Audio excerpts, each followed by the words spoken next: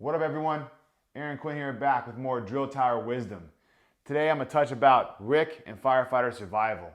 If you enjoy this, save the video, DM me, or better yet, ask a friend to follow. So here's one of my biggest problems with a lot of training for RIC or firefighter survival. And it goes back to one of my fundamental philosophies, is we have to train our reality. And oftentimes, we don't do this. One of the major components missing from all of the RIC training I've had, or firefighter survival training that I've had, is we talk about breath or our rate of breathing, but we don't train it. We don't train it. We go, follow the hose line. We talk about weaving through knots. We talk about a lunar report. We talked about, knowing where you are, putting lights down, all these different things. But we don't talk about how to control the breathing, how to move back into a calm state, how to train this when we're not in a setting to increase our ability to calm our breath, or increase our CO tolerance, right? Our CO2 tolerance, right? CO2 tolerance can go up. How do we train these things? Well, if you follow me, some of my workouts that I do, I go a hard sprint for maybe about a minute to 2 minutes. And then I couple that in here with recovery breathing. Right? How fast can I bring myself back down? How fast can I focus myself sitting or lying to get my breath rate back down? To drop my heart rate, right? Drop my heart rate. Drop my breathing rate. All right, I do multiple rounds, maybe 10 rounds. This is one solution. Sprint something. It can be anything. Kettlebells, running, anything. And then right afterwards, right into recovery breath. We're training our bodies, if something were to happen to us, to calm down, to drop in, to focus our breath, to conserve our air. Next way, box breathing.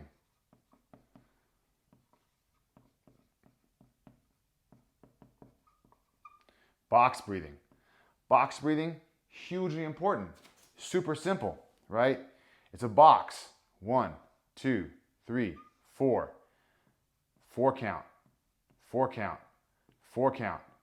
4 count. Hold. Exhale. Inhale. Hold or retain. All right, well, here's the thing with the box. A 4x4 box is pretty easy. What I tell people is you start with a 4x4 box. Right, so here we are, 4x4 box. Every 2 weeks, so start here, start. Every 2 weeks, add a second. So you add a second 5x5 box in 2 weeks, then a 6x6 box in 4 weeks. We start expanding this box. Here's an interesting thing. If we expand this box enough, right? If we keep working our box breathing, here, right, over the course of time, every 2 weeks, increasing by only 1 second, increase, increase, increase. If we get to a 15 box, that's 15 by 15 by 15 by 15. That's 1 breath a minute. That's 1 breath per minute. That's hugely beneficial. Our CO tolerance definitely goes up. CO2 tolerance definitely goes up. Our ability to calm our bodies and nerves and to really control our breathing goes through the roof. If you're able to take 1 breath per minute for 10 minutes and your alarm goes off, something happens in a RIC deployment, your alarm goes off, and you only have about 7 or 8 minutes of air left on that bottle,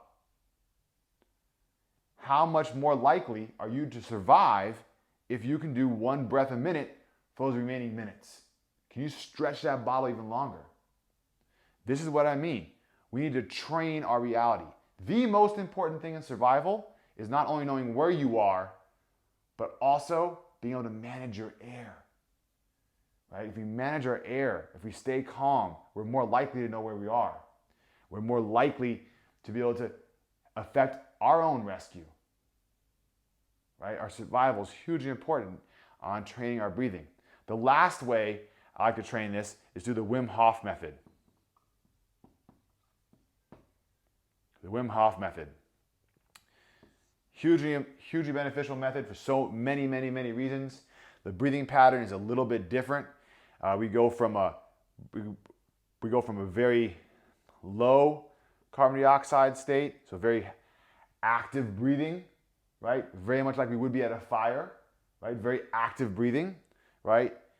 Mouth open, bringing in lots and lots of oxygen, right? Really driving the oxygen in our bodies, to then going into a breath hold, which is a lower oxygen state, a higher CO2 state, right?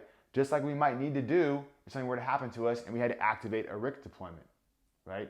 We're in a super activated state, working hard, grinding, something happens, we get lost, we get hurt, who knows what happens. All of a sudden now we have to go boom, into a calm state. That's what this method trains. It trains you going from an activated state, activated, to calm. To calm state. Activated to calm. So these are 3 different ways that I train my breathing with the intention of, if I, heaven forbid, ever got in this situation here, that I can increase my chances of survival. So think about this, workout-wise, with the rounds, sprint recovery breath, box breathing, expanding the box to a 15 by 15 box, and then with the Wim Hof method. Hope you enjoy. Hope this is beneficial. Again, if it is, save it. Ask one of your friends to follow me. Thank you very much.